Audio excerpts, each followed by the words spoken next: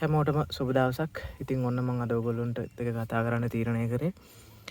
TV එකක් තුල short එකක් හැදුනොත්, ෂෝට් එකක් ඇති වුණොත් අපි කොහොමද ඒ ෂෝට් එක හඳුනා ගන්න පුළුවන් ලේසි ක්‍රම මොනවද? සහ මේ ටීවී පරිපත්‍යයට එන බහුලවම එන දෝෂ කීපයක් පිළිබඳව මම කතා කරන්න තීරණය කරා. ඉතින් මාව subscribe කරලා bell icon එක ඕල් කරන්න. ගොඩක් වටිනා වීඩියෝස් මම අරගෙන එනවා ඉස්සරහටත්. ඉතින් හැමෝම මට ඔයගොල්ලන්ට මොකක් මාරි ප්‍රශ්නයක් ගැටලුවක් තිබ්බොත් කමෙන්ට් කරන්න. කමෙන්ට් කරලා ඔයගොල්ලෝ ප්‍රශ්න යොමු කරලා අහන්න. එතකොට මට ඔයගොල්ලන්ට රිප්ලයි කරන්න පුළුවන්. අපි එහෙනම් වීඩියෝ එකට යමු. සාමාන්‍යයෙන් මේ පරිපතේ ඔයගොල්ලොත් එක්ක මම කතා කරා වෝල්ටේජ් පිළිබඳව. ඉතින් කලින් වීඩියෝ එක තුලින් ඉතින් ඒ වෝල්ටේජ් පිළිබඳව කතා කරපු වීඩියෝ එක තුලින් ඔයගොල්ලන්ට තේරෙනවා වෝල්ටේජ් අපි හඳුනාගද්දී AC වෝල්ටේජතා DC වෙන තැන් තියෙනවා. ඒ වගේම ඒ DC වෝල්ටේජතා ස්මූත් කරන්න කන්ඩෙන්සර් යොදාගෙන තියෙනවා. ඉතින් මේ වගේ තැන් කිහිපයක් ඕගොල්ලන්ට මේ පරිපතය තුළ දැක ගන්න පුළුවන්. ඉතින් මම ඕගොල්ලන්ට මේ වීඩියෝ එක තුලින් කතා කරලා තියෙනවා මේකට එන වෝල්ටේජතා ප්‍රධාන වෝල්ටේජතා චොපර් ට්‍රාන්ස්ෆෝමර් එක තුලින් එන ප්‍රධාන වෝල්ටේජතා කිහිපය ගැන. ඉතින් ඔය ප්‍රධාන වෝල්ටේජතා සැපයුම් වල යම්කිසි ෂෝට් එකක් සිදු වුවොත් සාමාන්‍යයෙන් 110 උදාහරණයක් විදිහට 110 වෝල්ටේජ් එක ෆ්ලයි බෑක් එක ට්‍රාන්ස්ෆෝමරයට යන 110 වෝල්ටේජ් එක තුල යම්කිසි ෂෝට් වීමක් සිදු වුණොත් H-out ට්‍රාන්සිස්ටර් එක ෂෝට් වීමක් සිද්ධ වුණොත් ගොඩක් දුරට 110 වෝල්ටේජතාවයේ ඒ පැත්තට යන එක වළක්වනවා. ඒ කියන්නේ සාමාන්‍යයෙන් 110 වෝල්ටේජතාවයේ මේ චොපර් ට්‍රාන්ස්ෆෝමර් එකකින් එළියට යන එක ඒ චොපර් ට්‍රාන්ස්ෆෝමර් එක තුලින්ම සාමාන්‍යයෙන් නවත්ත ගන්නවා. ඒ කියන්නේ එහා පැත්තට වෝල්ටේජ් එක යවන්නේ නැහැ. මොකද ඒ පැත්තට වෝල්ටේජ් එක යවන්න බෑ. ඒ පැත්තේ ෂෝට් එකක් හැදිලා තියෙන හින්දා. ඉතින් අපිට ඒ ෂෝට් එක හඳුනා ගන්න පුළුවන් ක්‍රම කිහිපයක් තියෙනවා. සාමාන්‍යයෙන් අපිට ඒ ඩෝස් ටීවී එකට ඇති වෙලා තියෙන දෝෂය මොකක්ද කියලා අපි හඳුනා ගන්න ඕනේ. දැන් ටීවී එක ඔන් වෙන්නේ නැහැ ගොඩාක් දුරට. එතකොට අපි ටීවී එක ඔන් වෙන්න අවශ්‍ය වෝල්ටේජ් ගැන කතා කරලා තියෙනවනේ. ඉතින් ඒ වෝල්ටේජ් නිවැරදිවම ටීවී එකට එනවද කියලා චෙක් කරන්න ඕනේ. ඉතින් එහෙම වෝල්ටේජ් එන්නේ නැත්තම් ඒ එන්නේ නැති පැත්ත අපි හඳුනා ගන්න ඕනේ.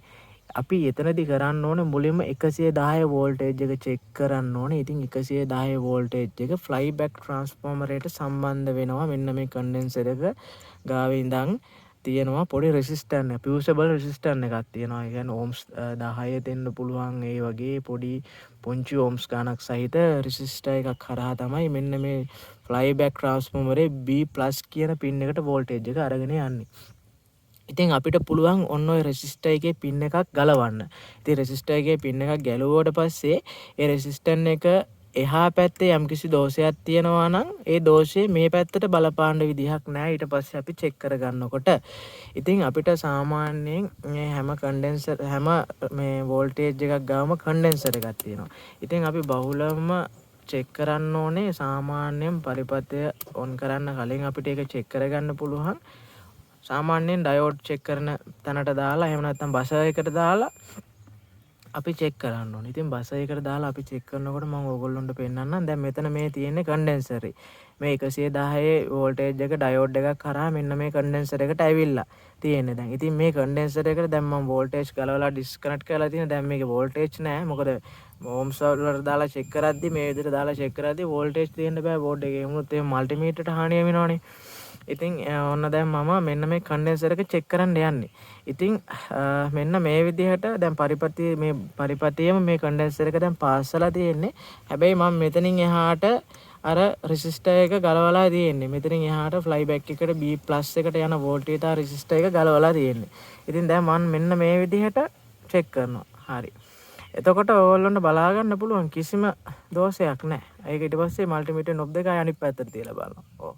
එතකොට ඔයගොල්ලන්ට බලා ගන්න පුළුවන් මේක මේ විදිහට කන්ඩෙන්සර් එක charge වෙනවා අපිට පේන්නනවා. ඉතින් ඔන්න ඔය විදිහට කන්ඩෙන්සර් එක charge වෙනවා. ඉතින් ඔන්න ඔය විදිහට charge වෙලා ඒකෙම අයින් වෙලා යනවා.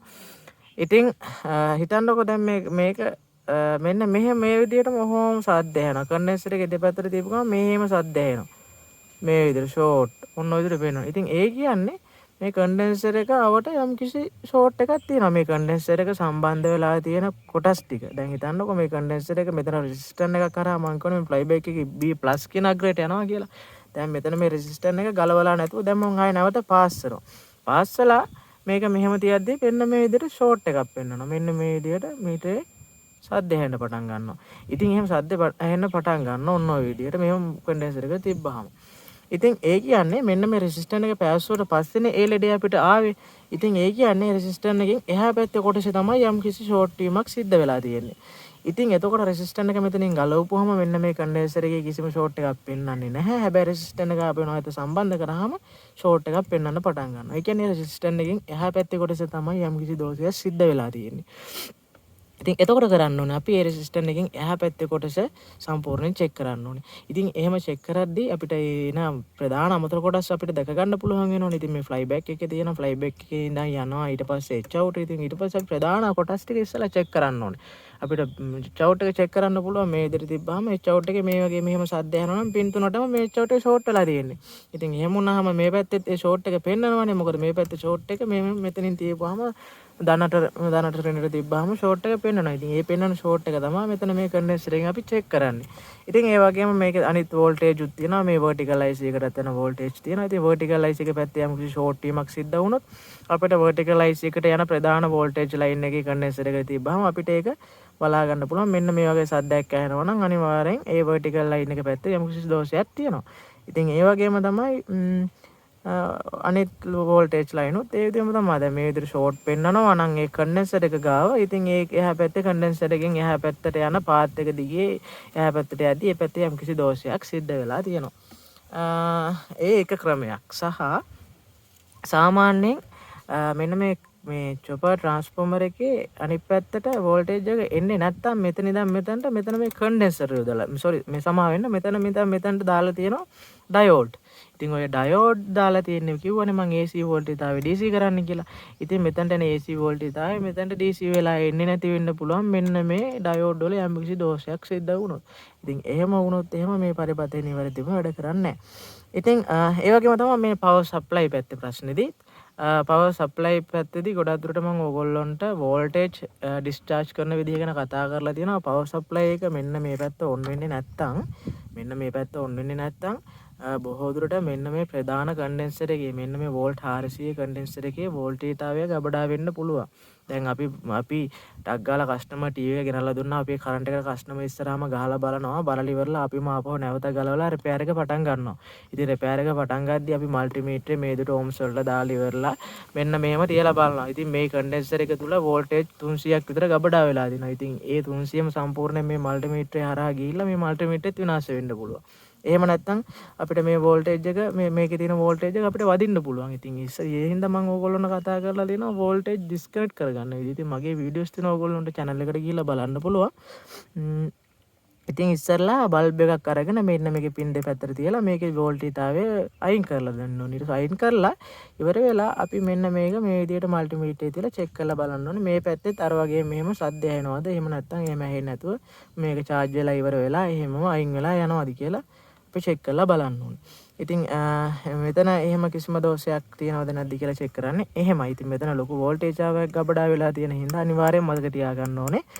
මෙන්න මේ පවර් සප්ලයි පැත්ත මේ පැත්ත ඔන් වෙන්නේ නැත්නම් අනිවාර්යෙන් මෙන්න මේ කන්ඩෙන්සර් එකේ වෝල්ටේජතාවයක් ගබඩා වෙනවා. ඉතින් මේ වෝල්ටේජතාවය ඩිස්චාර්ජ් කරලා ඉන්න ඕනේ අනිවාර්යෙන් මේක අපි චෙක් කරන්න කලින්. එතකොට මෙතනින් එන ඩයෝඩ් වල යම් කිසි දෝෂයක් සිද්ධ වුණොත් මෙතන AC වෝල්ටේජතාවය 230 AC වෝල්ටේජතාවය DC කරන්න ඩයෝඩ් යොදලා තියෙනවා. ඒ පැත්තේ යම් කිසි දෝෂයක් සිද්ධ වුණොත් අනිවාර්යෙන් මේකේ ෆියුස් එක පිච්චිලා ෆියුස් එක විනාශ වෙලා යනවා. මොකද මේ පැත්තේ දෝෂයක් ඩයෝඩ් පිච්චිලා තියෙන හින්දා මේ පැත්තට වෝල්ටේජ් යවන්න බැරි නිසා මෙතන ෆියුස් එකක් දාලා තියෙන ඕගොල්ලන්ට බලා ගන්න පුළුවන්. බෝඩ් එකේ ෆියුස් තියෙනවනේ ටීවී වල. ඉතින් අන්න ඒ ෆියුස් එක පිච්චිලා යන්න පුළුවන් මේ පැත්තේ ඩයෝඩ් වල දෝෂ තිබුණොත් එහෙම. ඒ වගේම ඕගොල්ලන්ට බලා ගන්න පුළුවන් මෙන්න මෙතන පවර් ට්‍රාන්සිස්ටර් එක තියෙනවා. ඉතින් පවර් ට්‍රාන්සිස්ටර් එකේ දෝෂයක් සිදු වුණත් එහෙම ඒත් මේ පැත්තේ හරියට ක්‍රියාත්මක වෙන්නේ නැති වෙන්න පුළුවන්. ඉතින් මේකෙත් එහෙම තුන් පැත්තට මේ විදිහට මෙහෙම යනවා නම් මේ මල්ටිමීටරේ මේ පින් තුනටම මෙහෙම තිබ්බහම මේ විදිහට තුනෙන්ම සද්දයක් එනවා නම් ඒ ට්‍රාන්සිස්ටර් එකේ දෝෂ සහිත ට්‍රාන්සිස්ටරයක්. ඉතින් ඒකේ මාරු කරන්න ඕනේ නම්බර් එකට දාලා නම්බර් එකක් මේකට දාලා heat sink confirm දාලා මේක හොඳට තද කරලා නට් එක ගලලා තද කරන්න ඕනේ. එතකොට ඔයගොල්ලොන්ට තව කියන්න තියෙන කරුණු ඉතින් ඔය ටික තමයි ඉතින් කියන්න තියෙන්නේ. ෂෝට් එකක් හඳුනාගද්දී කරන්න ඕන ප්‍රධාන දේ ඉතින් ඊට අමතරව ගොඩාක් දුරට ෂෝට් වුණ ගමන් මේ ඒ ෂෝට් වෙච්ච ප්‍රදේශයට වෝල්ටේජ් එක මේ පරිපථය තුලින් එවන්නේ නැති වෙනවා. රෙසිස්ටර් යොදලා තියෙනවා. ඒ රෙසිස්ටර් ගොඩාක් රත් වෙලා ඒ රෙසිස්ටර් වලින් එහා පැත්තට වෝල්ටේජ් යවන්නේ නැහැ. ඒවා එහෙමම වෝල්ටේජ් අඩු කරලා වෝල්ටේජ් එවන්න ඕන ප්‍රමාණය එවන්නේ නැහැ. එහා පැත්තේ දෝෂ තියෙන නිසා ඒ වෝල්ටේජ් එක එහෙමම බ්ලොක් කරලා එහෙමම තියන් ඉන්නවා. මේ පැත්තට වෝල්ටේජ් හිතන්නකො මෙතනට මේ IC එකට වෝල්ටේජ් 23ක් ඕනේ නම් නමුත් මෙතන මේ පැත්තේ ෂෝට් එකක් තියෙනවා රෙසිස්ටන්ට් එක කරා ඒ වෝල්ටේජ් එක මේ පැත්තට යවන්නේ නැහැ මොකද රෙසිස්ටන්ට් එකේ වෝල්ටේජ් එක මේ පැත්තෙන් එහා පැත්තට යවන්නේ නැහැ 23 යවන්නේ සමහර විට 8ක් 9ක් වගේ යන්න පුළුවන් ඒ වුණාට සම්පූර්ණ වෝල්ටේජ් එකම යවන්නේ නැහැ ෂෝට් එක තියෙන නිසා ඒ නිසා අපි අනිවාර්යයෙන්ම ෂෝට් එකක් චෙක් කරද්දි වෝල්ටේජ් ගැන හරි අවබෝධයක් තියෙන්න ඕනේ. එන්න ඕන වෝල්ටේජ් ප්‍රමාණය අපි දැනගෙන ඉන්න ඕනේ. ඉතින් වෝල්ටේජ් ගැන මම වීඩියෝ එක කතා කරලා තියෙනවා. ඉතින් ඒන වෝල්ටේජ් එක හරියට නිවැරදිව සම්බන්ධ වෙන්නේ නැත්නම් යම් කිසි දෝෂයක් තියෙනවා පරිපථය තුල. ඕක තමයි ඉතින් මට ඔයගොල්ලන්ට ෂෝට් පිළිබඳව කියන්න තියෙන්නේ. ඉතින් තව ෂෝට් වුණාම සාමාන්‍යයෙන් ට්‍රාන්සිස්ටර් තව ක්‍රමයක් තියෙනවා. ට්‍රාන්සිස්ටර් ෂෝට් වුණාම පොඩි ට්‍රාන්සිස්ටර් එහෙම සාමාන්‍යයෙන් මේ විදිහම සද්ද ඇහෙන්නේ නැති වෙන්න පුළුවන්. මේ වගේ මෙහෙම සද්ද ඇහෙන්නේ නැති වෙන්න පුළුවන්. හැබැයි යම්කිසි අංක ප්‍රමාණයක් පෙන්වන්න පුළුවන්. ඔය වගේ අංක ප්‍රමාණයක් පෙන්වන්න පුළුවන් එකම විදිහට බේස් එමීටර් කලෙක්ටර් තුනටම. ඉතින් එහෙම වුණොත් ඒත් දෝෂයක් නෙන්නේ සාමාන්‍යයෙන් තුනම එකම අංක ක්‍රමයකටවත් එකම විදිහකට තියෙන්න බෑ පරිපථයේ ට්‍රාන්සිස්ටර් වලදී. ඉතින් එතකොට සෙනර් ඩයෝඩ් මේ වගේ ඩයෝඩ් වලදී චෙක් කරද්දි මෙහෙම දෙපැත්තට මේ විදිහට යන්න බෑ. ඩයෝඩ් ඕගොල්ලෝ චෙක් කරන විදිහ මම කතා කරලා තියෙනවා වීඩියෝස් තුලින්. ඉතින් ඔය ටික තමයි කියන්න තියෙන්නේ. ඉතින් අලුත් වීඩියෝ එකක් තුලින් හමු වෙනකම් මම දැනට යන්නම්. ප්‍රශ්න තියෙනවා නම් කමෙන්ට් එකේ යොමු කමෙන්ට් සෙක්ෂන් එකේ යොමු කරන්න. ඒ වගේම වීඩියෝ එක හොඳයි නම් ඕගොල්ලෝ දෙයක් ඉගෙන ගත්තා නම් ලයික් එකක් දාලා යන්න. මොකද ඕගොල්ලොන්ට පුළුවන් නම් ඕගොල්ලොන්ගේ ඉලෙක්ට්‍රොනික සම්බන්ධ දන්න කියන හැමෝටම මේ වීඩියෝ එක ෂෙයා කරන්න. හැමෝම ඉගෙන ගන්න ආසයි. ඉතින් හැමෝටම ජය වේවා.